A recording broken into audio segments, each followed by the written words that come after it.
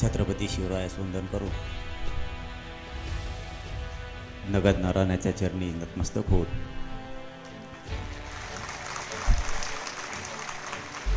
आज स्वर्गीय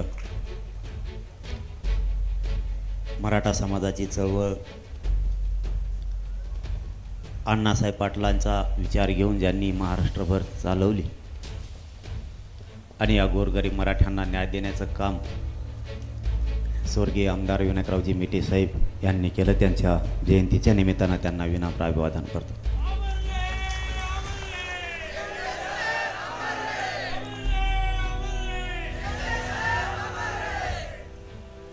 व्यासपीठावरील ज्योतिताई मेटे,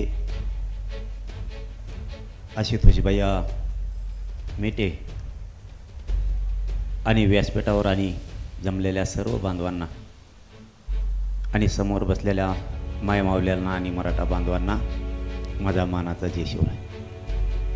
व्यासपीठावर बऱ्याच जणांचे नावं माहीत नाहीत म्हणून तुमची दिलगिरी व्यक्त करतो आणि इतक्याच घ्यायचं म्हणल्यावर तिसरा परत होईल.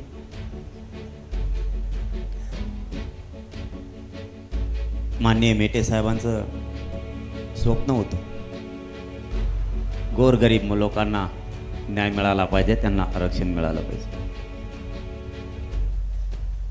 स्वर्गीय अण्णासाहेब पाटलांचंही स्वप्न होतं मराठा समाजाला आरक्षण मिळालं पाहिजे.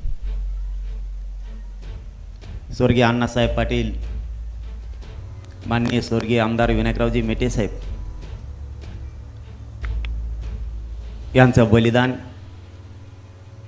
या आरक्षणासाठी गेलंय. हा मराठा समाज कधीच नाही विसरणार. अण्णासाहेब जावळे पाटलांचं, वडजे सरांचं आणि याचबरोबर 450 ते 500 मराठ्यांच्या पोरांचं बलिदान या मराठा आरक्षणासाठी गेलं. हा मराठा समाज कधी विसरणार तर नाहीच, पण आरक्षण घेतल्याशिवाय सोडणार नाही. ही जबाबदारी आपल्या खांद्यावरती. एकही गेलेलं बलिदान वाया जाऊ द्यायचं नाही, ही जबाबदारी आपल्या सर्वांच्या खांद्यावरती. यांचे स्वप्न पूर्ण करण्याची जबाबदारी आता समाजाच्या खांद्यावर आहे. आपण नाही हटायचं. कितीही वेळ आली आणि कितीही संकट झेलायचं वेळ आलं तरी एकाही मराठ्यांनी पाठीमागं नाही हटायचं. आत्ता आपले भैया बोलताना बोलले, राजकारणातून 10% लोक मोठे होते पण 90%चं काय? तेच मी करतोय. 10% सुधारतील पण 90%चं काय? 100%च मराठा मोठा करायचा, त्याच्यासाठीच हे लढाई आणि संघर्ष उभा. घराघरातल्या मराठ्यांच्या पोराला आरक्षण मिळालं पाहिजे. हा जातीवाद नाहीये, पण मी काहीच करू शकत नाही. मी जातीवाद केला नाही. या आज स्वर्गीय मेटे साहेबांच्या जयंतीच्या निमित्तानं प्रामाणिकपणानं सांगतो, मी जातीवाद केला नाही आणि कधी करणार सुद्धा नाही. माझ्या समाजाला, माझ्या समाजाच्या लेकराला आरक्षण लागतंय, त्या मायबापानं केलेल्या कष्टाचं चीज झालं पाहिजे. स्वप्न घेऊन मी रस्त्यावरती. आमचा हक्काचा असताना तुम्ही जर आम्हाला मिळून देणार नसाल तर जातीवाद कोण करतं हे तुम्हीच शोधा आणि होऊ द्यायचा का नाही ते तुम्हीच ठरवा. याला मराठा जबाबदार अजिबात नाही. मराठ्यांचं मराठवाड्यातलं आरक्षण जर बघितलं, कारण आरक्षणाचा या ठिकाणी विषय बोलण्याचं कारण असं आहे की आपल्या मेटे साहेबांना स्वतःचं बलिदान या आरक्षणासाठी दिलंय म्हणून हे सांगणं गरजेचं आहे.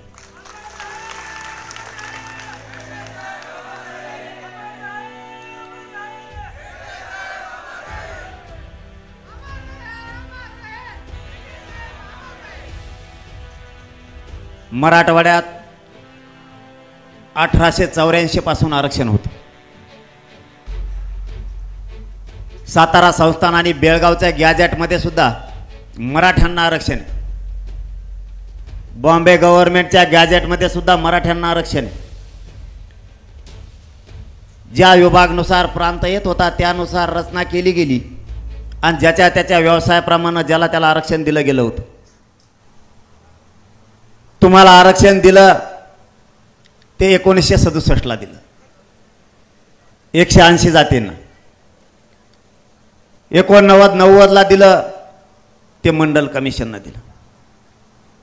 तुमच्या अगोदर आम्ही आरक्षणात येत हे तुम्ही का समजून घेणार हा आमचा मूळ प्रश्न आहे. आमच्या नंतर स्वातंत्र्याच्या नंतर तुम्हाला आरक्षण दिलं गेलं. हे नेते ओबीसींचे समजून घ्यायला तयारच नाही. गावखेड्यातल्या ओबीसी बांधवांनाच माझी आज या मेटे साहेबांच्या जयंतीच्या निमित्तानं सांगणं आहे.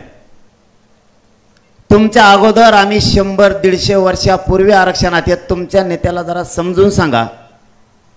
आपण गावखेड्यात गुन्ह्या गोविंदाने नांदतोय. आपल्याला हा आनंद कायम गावखेड्यात ठेवायचा. आमची जमीन असताना त्या सातबाऱ्यावरचं तुमचं नाव खुडा आम्हाला तिथं टाकायचं असं तुमचं म्हणणं आहे. असं नसतं होत. आमच्या 57 लाख नोंदी सापडल्यात त्या तुम्ही देऊ नका म्हणताय. मला जे कोण म्हणतं जातीवाद पसरलाय त्याला माझं एवढंच सांगणं आहे, 57 लाख नोंदी जर मराठ्यांच्या सापडल्यात, उदाहरणार्थ मराठ्यांच्या जमिनीचा सातबारा सापडलाय, तर तुम्ही त्या रद्द करा म्हणताय. म्हणजे जातीवादी कोण? मराठा जातीवादी कसा होऊ शकतो? छत्रपतींचे ते संस्कार या महाराष्ट्रावरती आणि देशावरती नाही आहेत. आणि मराठ्यांवरती तर अजिबातच नाहीत की जातीवाद केला पाहिजे. जातीवाद कसा? आम्ही आंदोलन उभा केलं, तुम्ही आमच्या पुढे आणून उभा करायचं, याला काय म्हणतात? आम्ही मराठा क्रांती मोर्चे काढले, तुम्ही प्रति मोर्चे काढले, त्याला काय म्हणतात? मी कधीच नाही केला जातीवाद. मी माझ्या समाजाला न्याय मिळावा म्हणून लढतो. आणि अण्णासाहेब पाटील, आमचे स्वर्गीय मेटे साहेब,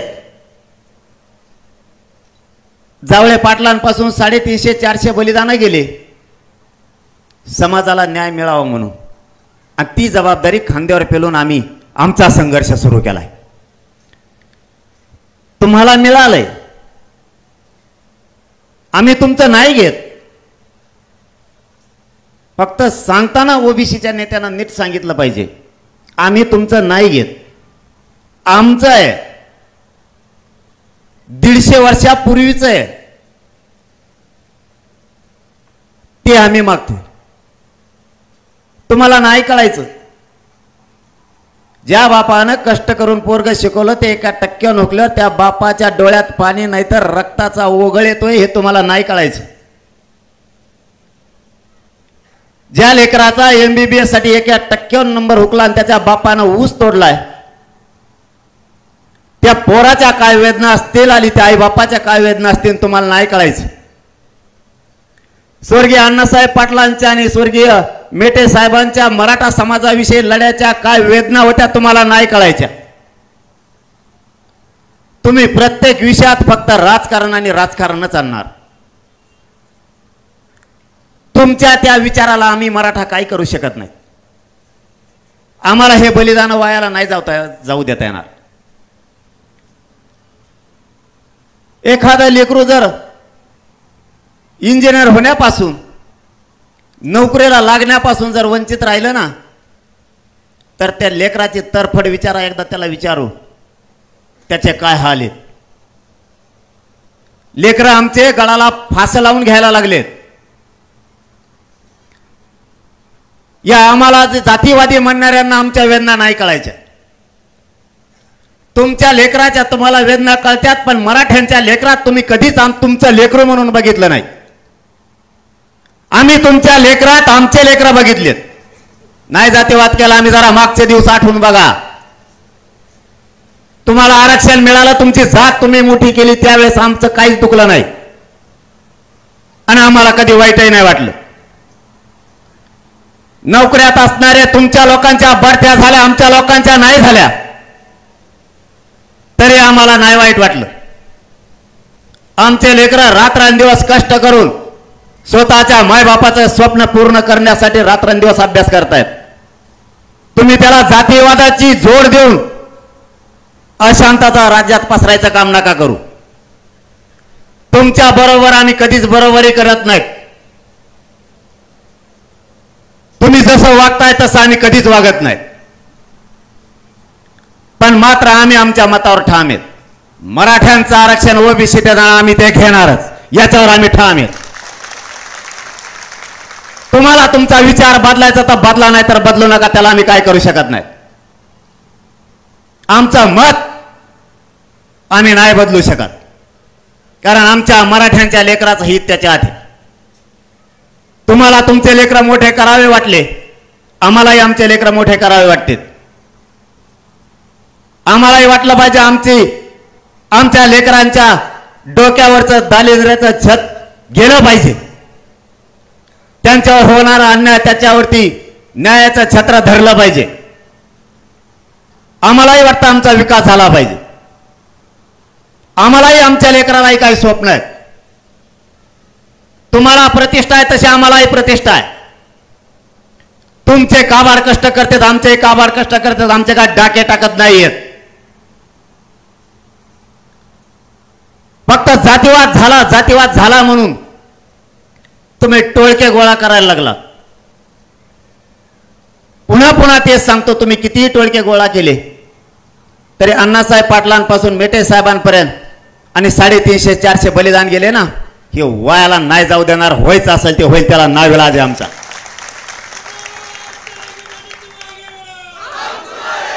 ही ना कोणची चिथावणी ना धमकी आहे, काही नाहीये. हा आमचा हक्क आहे. तुम्ही फक्त तुमच्यात परिवर्तन करा. तुम्ही एकत्र आल्यावर काय नाही, आणि आम्ही एकत्र आलो की जातीवाद. हे कोणचं संविधान आणि कोणचा कायदा चालवताय तुम्ही? घटनेच्या पदावर तुम्ही बसणार. तुम्ही एकत्र आले की शांतता, आणि आम्ही एकत्र आलो आमच्या मागं उभा राहणे तुला धोपटी. ही कुठली भाषा आहे तू? ही कोणची भाषा आहे? तुम्ही एकत्र आला तर आम्ही आनंदानं बघितलं. तुम्हाला आरक्षण मिळालं, आम्ही आनंदानं बघितलं. एकाही मराठ्याचं निवेदन नाहीये की त्यांना आरक्षण देऊ नका म्हणून.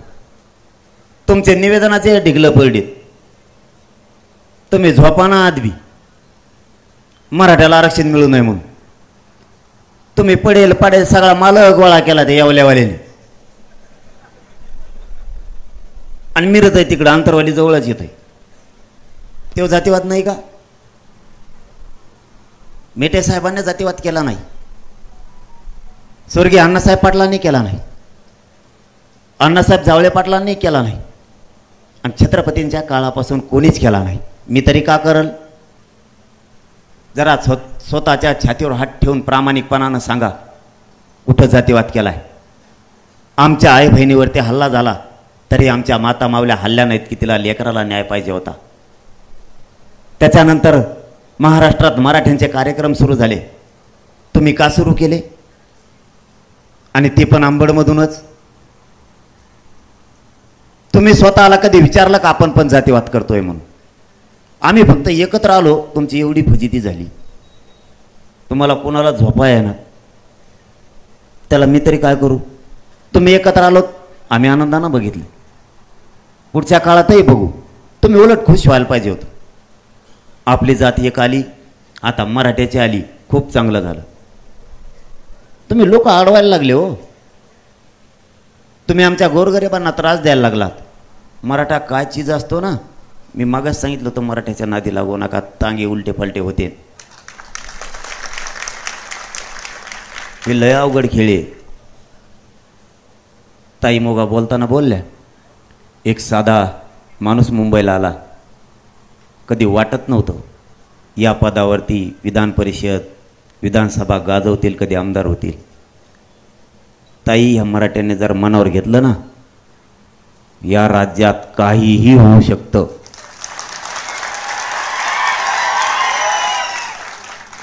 काहीही होऊ शकतं. कारण आपण एकटेच 50-55% कुणी किती वळवळ केली तर काहीच उपयोग नाही. उलट आपलंच या व्यासपीठावरून आव्हान आहे त्यांना. तुम्ही एकत्र आलात, आम्हाला काय वाटलं नाही. आम्ही एकत्र आलोत, आनंदाने एकी स्वीकारा. हे मराठे तुम्हाला डोक्यावर घेऊन नसतील, पण आडवं चाललं की कव्हाच गुलाल लागत नसतो.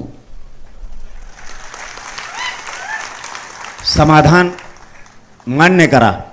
तुमची जात एक आली, मराठ्यांची सुद्धा एक आली. आपण गुन्ह्या गोविंदाने नांदू. तुम्ही मनगट दाखवायचा कामाच्या भानगडीत पडू नका. कारण ते मनगट दाखवण्याची भाषा मराठ्यांना शिकवायची गरज नाही. ते जन्मलं कीच तसं आरडत आहे. आणखीनच सांगतो की राज्यात शांतता राहिली पाहिजे. आम्हाला शांतताच ठेवायची, पण नेत्याचं ऐकून सत्य मान्य करा. शेवटी सांगतो, सत्य मान्य करा. माझं गावखेड्यातल्या गोरगरीब मराठ्यांना आणि गावखेड्यातल्या ओबीसी बांधवांना विनंती आहे, सत्य मान्य करा. मराठ्यांचं आरक्षण हे सरकारी नोंदीनुसार आहे. तुमचे नेते विनाकारण सांगतायत जातीवाद आणि मराठे आपल्यात घुसतायत, ही खोटी माहिती देत आहेत. मराठा हा ओबीसी आरक्षणात 1884 पासून आहे. जर मराठ्यांच्या सरकारी नोंदी असतील तर मराठ्यांना आरक्षणात येऊच दिलं पाहिजे. ही सर्वसामान्य ओबीसी बांधवांनी त्यांच्या नेत्याला शिकवलं पाहिजे. तुम्ही जर म्हणताल सापडल्यात नोंदी त्या रद्द करा, तर हे अशक्य आहे. मग याला जातीय तेढ तुम्ही निर्माण करायला तुम्हीच लागलात, याचा अर्थ असा आहे. आमच्या नोंदी कसं काय रद्द होतील?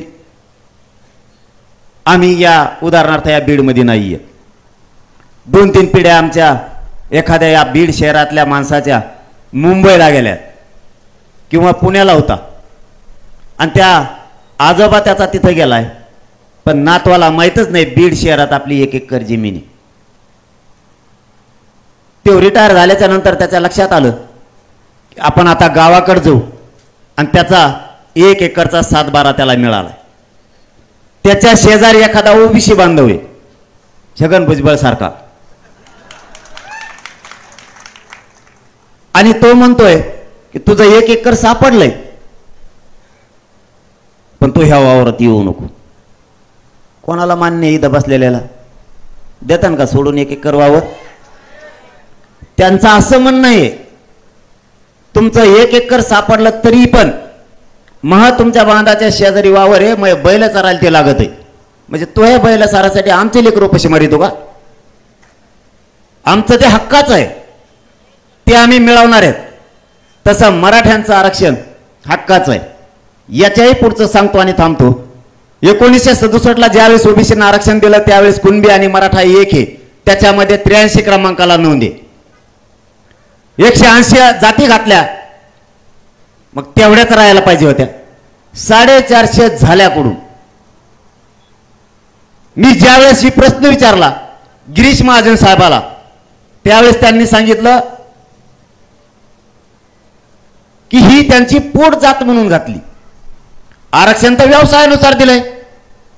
180 जातीच्या नंतर बाकीच्या जाती घातल्या त्या पोट जाती म्हणून घातल्या.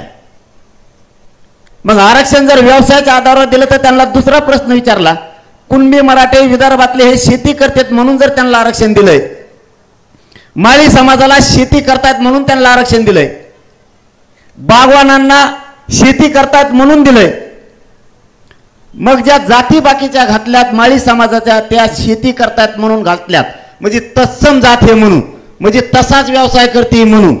मग मी त्यांना विचारलं, ती तसाच काम करतोय, तोच व्यवसाय करतोय म्हणून जर त्यांना आरक्षण दिलंय, तर विदर्भातले मराठे शेती करतात, मग मराठवाड्यातले मराठे शेती नाही करत तर काय करतात?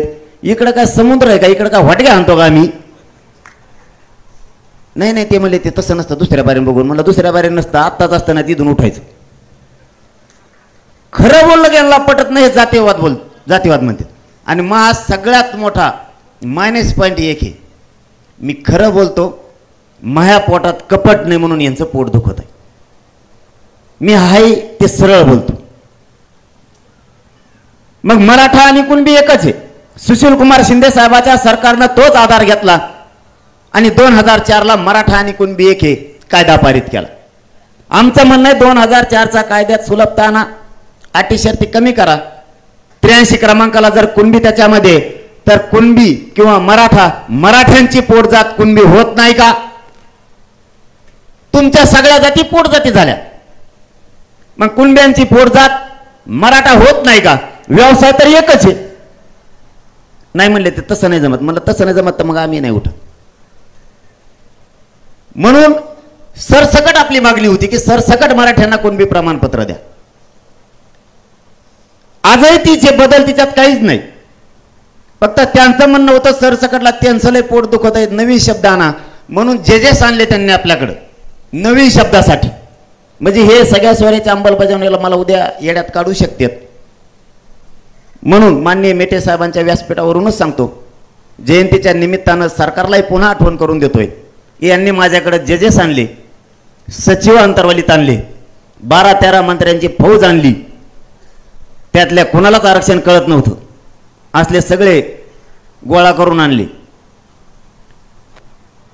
अभ्यासक सुद्धा आणले आरक्षणाचे, कायद्याचे अभ्यासक आणले, घटनेचे अभ्यासक आणले. आणि कायदा कसा पारित करावा लागेल सगळ्या सोयऱ्याचा याच्याबाबत खलबत सुरू झाले. सकाळी 10ला बैठक सुरू झालेली, रात्री 8:30 वाजता संपले अंतर्वली. म्हणले सगळा सोयरा शब्द बसतोय, सरसकटला हे जुळतोय. त्यातला एक मंत्री तरी म्हणला, मला एक नाही कळलं, म्हणला आपण म्हणलं सरसकट्यांची मागणी सरसकट मराठ्यांना कुणबी प्रमाणपत्र द्या, आणि आपण म्हणलं सरसकट नको दुसरा शब्द आणा. ह्या पट्ट्यांनी सगळ्या सोयरा शब्द आणलाय. पण मला याच्यात असं दिसतं हे सरसकटच झालं ना. मी त्यांना त्याच व्यासपीठावर सांगितलं होतं, सगळ्या सोयऱ्यांची व्याख्या ही आमच्या प्रमाणात असणार आहे.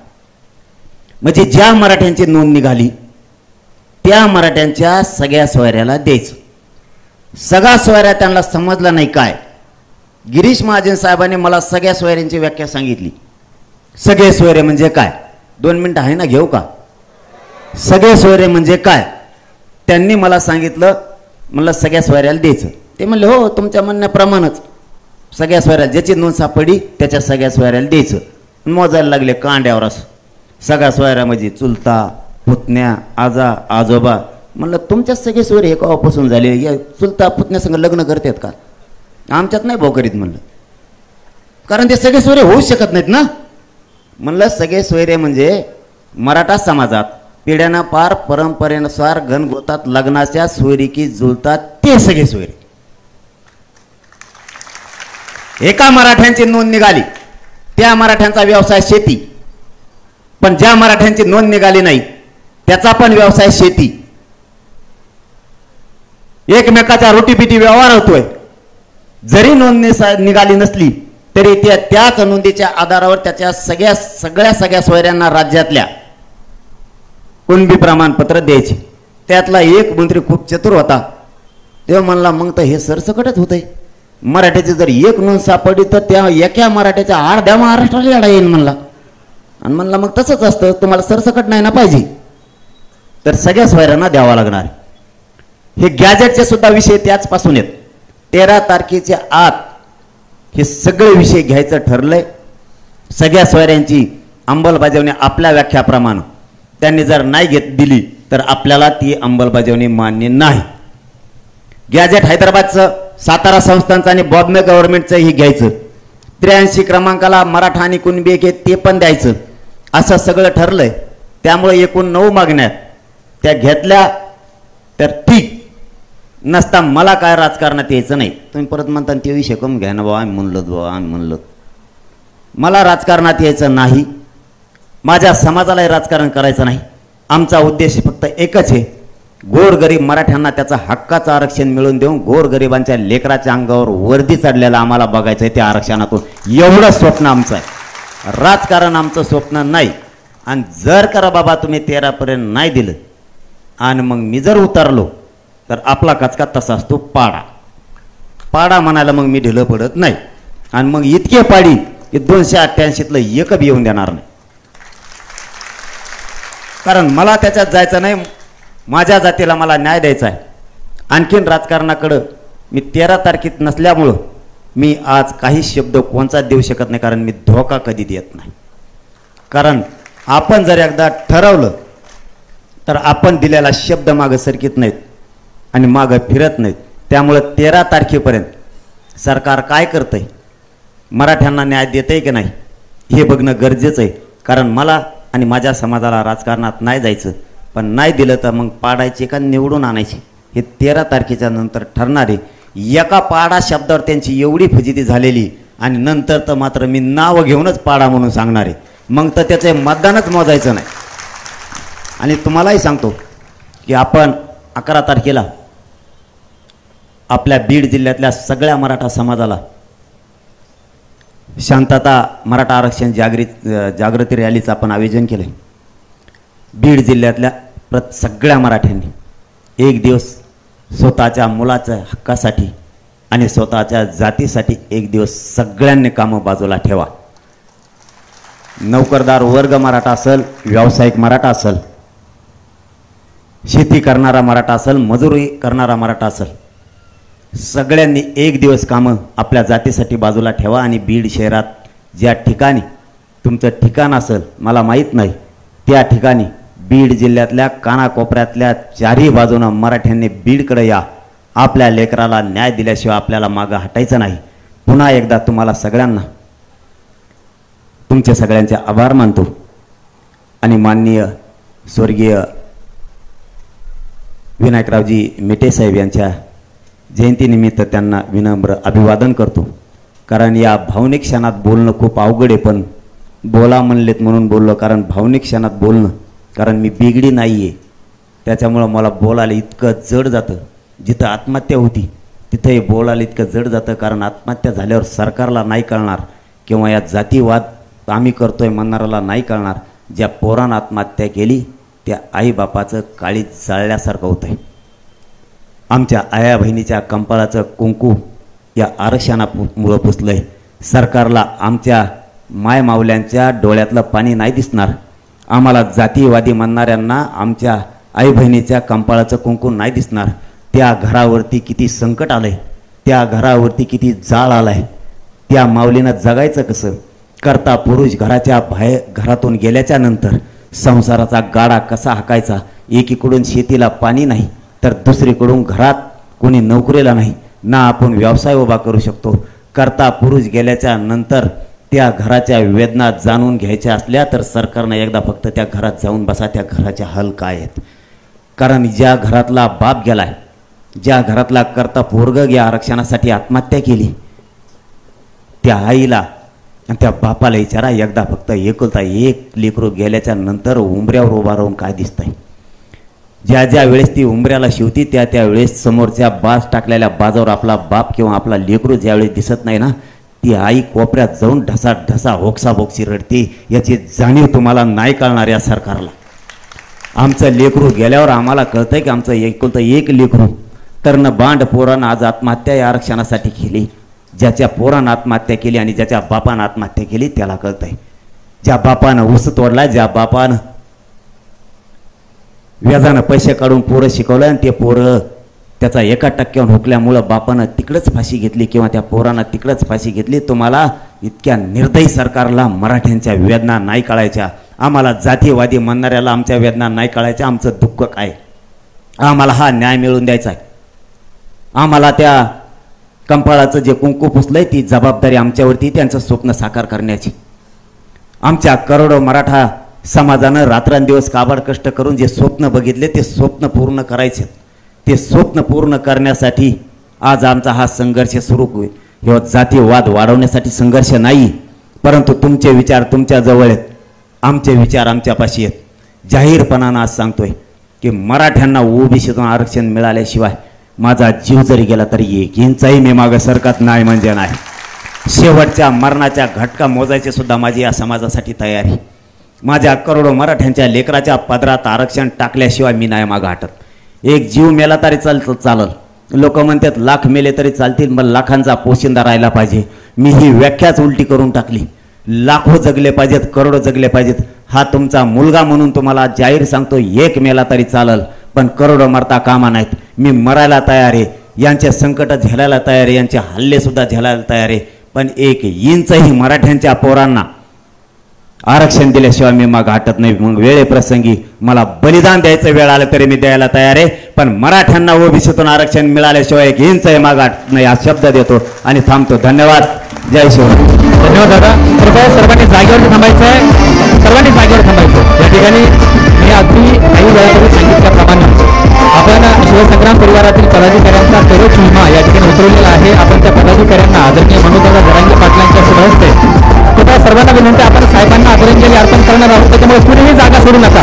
आपण 2 मिनिटं साहेबांना आदरांजली अर्पण करणार आहोत, त्याच्यामुळे कुणीही जागा सोडू नका. समोर या ठिकाणी उपस्थित मान्यवरांच्या शुभ हस्ते या ठिकाणी हा जो विमा कवच आहे त्याचं वाटप केलं जाईल. दत्ता सुदामजी गायकवाड यांना विनंती, कृपया आपण समोर जाऊन आपलं हे विमा कवच स्वीकारायचं. त्यानंतर शेख अबेद बाबा मिया यांना विनंती आहे, त्यांनी कृपया समोर आपला हा विमा कवच स्वीकारायचा आहे. त्यानंतर दिलीप दिगंबर परनाटे यांनी कृपया आपला हा या ठिकाणी विमा कवचचा फॉर्म या ठिकाणी स्वीकार करायचा आहे. प्रशांत लक्ष्मणजी डोरले यांनी कृपया ही प्रत या ठिकाणी स्वीकारायची आहे. विचारे योगेश वसंत यांना कृपया विनंती आहे, त्यांनी कृपया मान्यवरांच्या शुभ हस्ते या विमा कवचाची प्रत स्वीकारायची आहे. त्यानंतर ॲडव्होकेट संगीता हरिचंद्रजी ठोसर यांना विनंती, त्यांनी कृपया समोर येऊन आपला हा विमा कवचची प्रत या ठिकाणी स्वीकार करायची आहे. त्यानंतर अनिल तुषारजी शिंदे यांनी कृपया समोर येऊन आपली प्रत स्वीकारायची आहे. विचारे मंगेश वसंत यांनी कृपया समोर यायचं आहे. आणि शेवटी आकांक्षा विनायकरावजी मेटे यांना विनंती आहे, त्यांनी कृपया समोर मंचावरती येऊन या मान्यवरांच्या शुभ हस्ते या ठिकाणी आपल्या विमा कवचची प्रत या ठिकाणी स्वीकार करायची आहे. कृपया उपस्थित सर्व पदाधिकारी असतील, ग्रामस्थ असतील, यांना विनंती आहे आपल्या जागेवरती थांबायचं आहे. आपण साहेबांना 2 मिनिटं जागेवरतीच शांत स्तब्ध उभा राहून साहेबांना आदरांजली अर्पण करणार आहोत. मी सर्वांना सांगितल्याप्रमाणे सावधान या भूमिकेमध्ये आपण मी सावधान म्हटल्यानंतर थांबायचं आहे. सावधान.